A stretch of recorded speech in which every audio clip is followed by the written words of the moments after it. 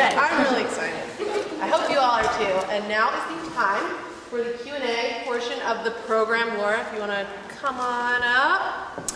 And if you have a question, comment, story to share, just throw up your hand and I'll kind of scurry on over to you with the mic. And then these lovely ladies will be able to answer it for you.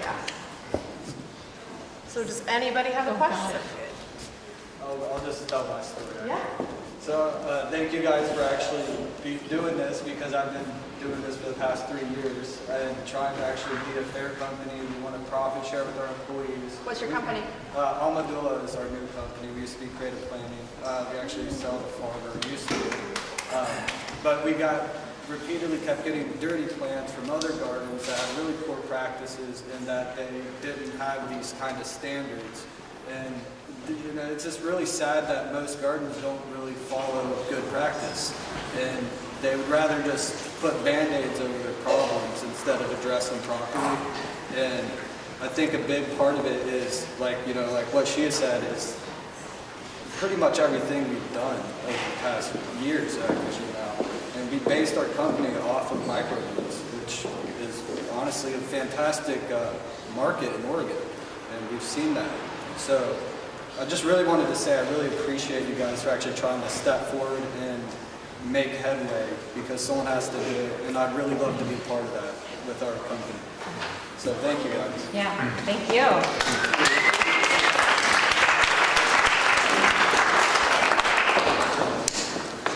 Hi, Todd Deletto, Can Research. Just want to make a comment and then ask Elizabeth a question. My first comment is just kind of bringing an important issue to cannabis horticulture, and that is pest management. And now with adult use Tier 2 licenses, we're seeing medical cannabis grow to nearly an acre of production facility sizes. And with the industrial hemp licenses, we're seeing dozens and dozens of acres per licensee, and we're seeing hundreds. How many licensees now? There are a few hundred at least, last time I checked. But we're talking many, many acreages, so there's a potential to see pest epidemics of grand proportions that we've never seen before. We think spider mites are a problem, but one single farm of 20 acres or so that's poorly managed with pests can ruin our entire industry. And and they just found the Japanese beetle made its way to Oregon recently. So a very small sample. Don't get too worried, but we're paying attention to it. But anyway, I just wanted to make a comment about that, an important aspect of what ECA can be doing. And my question for Elizabeth is well, first, thank you for this research and taking the time and interest to do it. Is it published anywhere, and where? You can find more about my research on my website, which is just my name.com. And my business card is up here. I have a working paper and a 2-page summary about this research that provides more results, illustrative quotes, breaks down some of the numbers that you heard, and then there's another paper coming out. So if the online papers don't have what you need, you're welcome to contact me, and I'll circulate more as it becomes available. Could I add something to what he was saying? Because I think more gardens need to know this. The Department of Agriculture will do free pest identification for cannabis right now. So everyone please, if you have a problem, they do it for free. So the Department of Agriculture will do free pest identification for gardens and cannabis. Please take advantage of it. So that's the main stuff there. Hey, Ashley. Have you guys considered cost yet? Like original certification and what it's going to cost for ongoing? So Jesse's question was, have we considered cost and original certification and how much it would cost to be ongoing? And Be certified. To be certified. So that's a dynamic question because we're looking at multiple standards. So the conversations that are starting are about having multiple different standards available for you to choose from. So if you if you did not want to get an organic standard, but you wanted to get the labor certification, you could focus on that. Potentially, it could look like a shopping cart. So you could get organic and labor, or you could get hydroponic and labor. That's a thought of what this could look like, since our industry is so dynamic. There's not one standard that can be written that can encompass all of them. There is, I shouldn't say there can't, there is, but is that the answer for our industry? That's up to us to decide. The second part of your question was cost. If we look at existing standard setting bodies and the costs that go into getting certified, we can replicate and take notes from that. But again, this is not a decision that's mine or hers or his. This is all of us coming together and finding a system that works. The reason that you have to charge for a certification is to support the nonprofit to keep the standard robust. So the auditors that you pay are paid separately. They get paid their money separate from the organization, and the standard certification is a separate amount too. So those are big questions that we need to answer together. The purpose of my question is in an attempt, because I have confidence in you guys moving forward, so I don't think I'm just going to throw the money down a hole, is potentially starting our process now and paying as we go, so that when your full process is online, we're putting money into you guys and we're kind of ahead of the curve, is why we're at. That's where funding comes into place.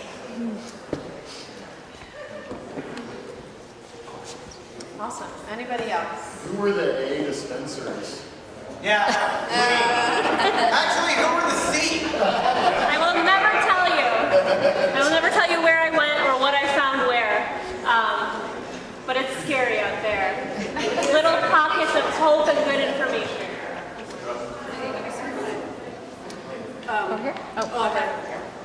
The Pinot Noir industry had a wonderful thing where all the growers got together and learned from each other at a retreat at one time of the year, and then the other time of the year they invited all the reviewers from the whole world to come and taste their samples and write reviews.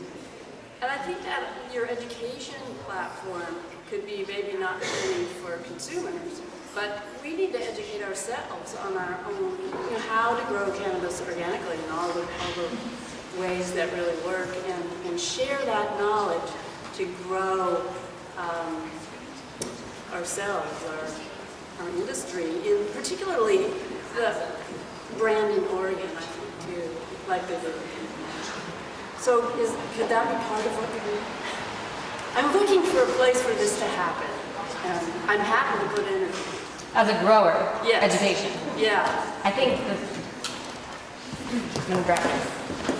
I think that's a great question, and I think that's where we look to already existing horticulture practices. We're not recreating a wheel here. We can use some of those same organic practices. Where the difference comes in is the fact that we have different environments as far as indoor growing goes. Yeah, that's why I think we need to create them. So that brings into a piece of what Todd brought up about insects and problems with indoor growing insects. And so that's conversations that need to come up because we are different. And we can't just adopt an existing standard. We need to combine and talk about these issues to create the right standards for our industry. But yes, I think we can pull from existing standards to do that. Does that answer your question?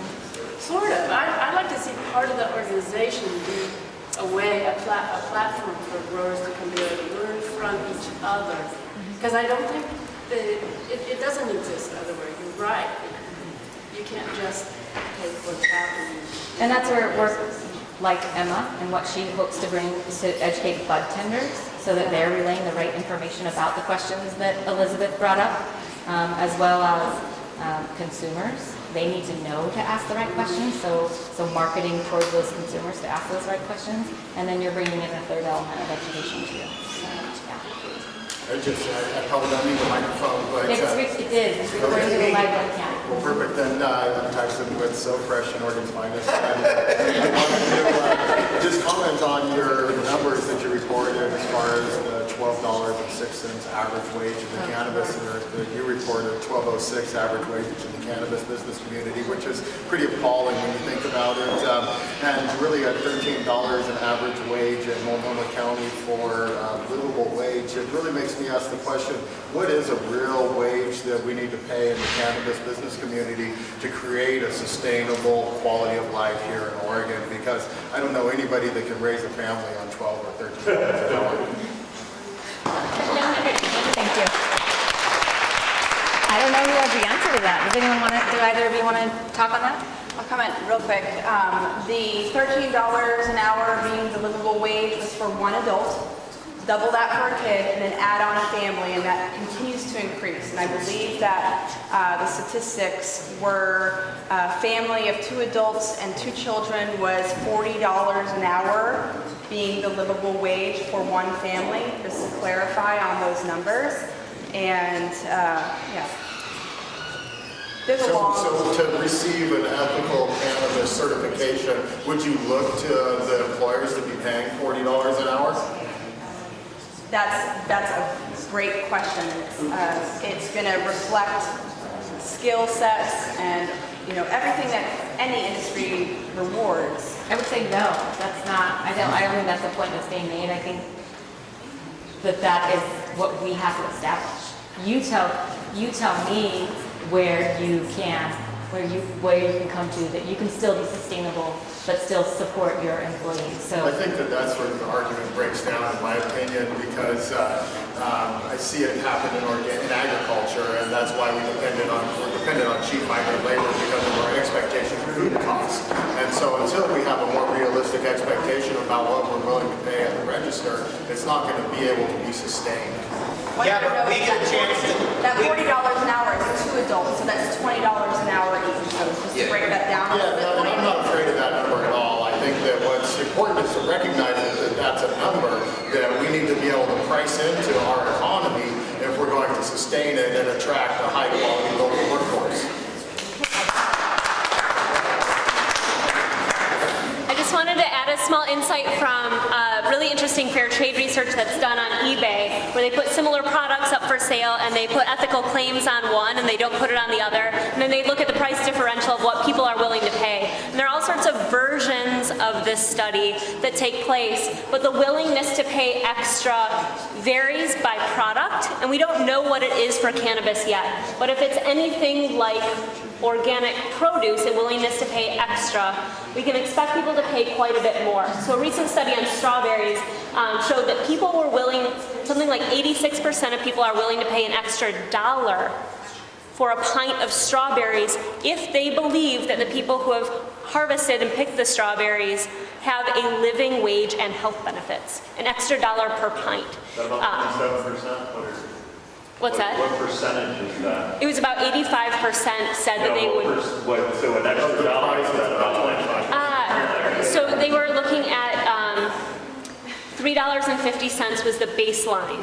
It's on par with the additional cost of production versus conventional strawberries. So you're choosing to pay a value relative to the cost of production, not because you have the ability to pay it. Your organic guy, the guy picking that organic strawberry, isn't getting paid any more for Driscoll's than picking the conventional strawberry. The consumer is paying the additional dollar relative to a perception of the product, not because that dollar is going to the worker. It's going to cover the cost of production of the additional expense relative to producing organic versus conventional. I've been an organic producer of produce for over 20 years. I've paid my people as much as I could possibly pay my people with no end of sacrifice to my family, my livelihood, my future, my sustainability. And it's a daily battle of economy versus ecology. And we're entering a marketplace which has been, it's been a free-for-all. Right? There's been so much capital available on the income side that, yeah, everybody's been getting screwed because the growers have been taking all the profit. We're not in that reality anymore, and we shouldn't be in there. I'm making some sweeping generalizations, I get it. What's your name? Dave. Dave. And where are you from? I'm Moto Petro Farm. Great. I think you're the ideal person to sit at the table and bring up these conversations, as well as many people in this room who I think would like to talk just as strongly about their same experiences, and that's where this is important. We're not making decisions right here in this room. We're starting the conversations to bring people to the table to create the correct standard. So there are extremes from one end to the other on all of these different standards, and the industry, including ag, cannabis, and other industries, need to come to the table and talk about these issues. And I don't think we're going to come to a conclusion at the end of this conversation. And with that being said, I think that I would like to take questions person here, as well as the comment cards, and use the last 20 minutes to network, if everyone's okay with that. Okay? Well, thank you for your comment, I appreciate it.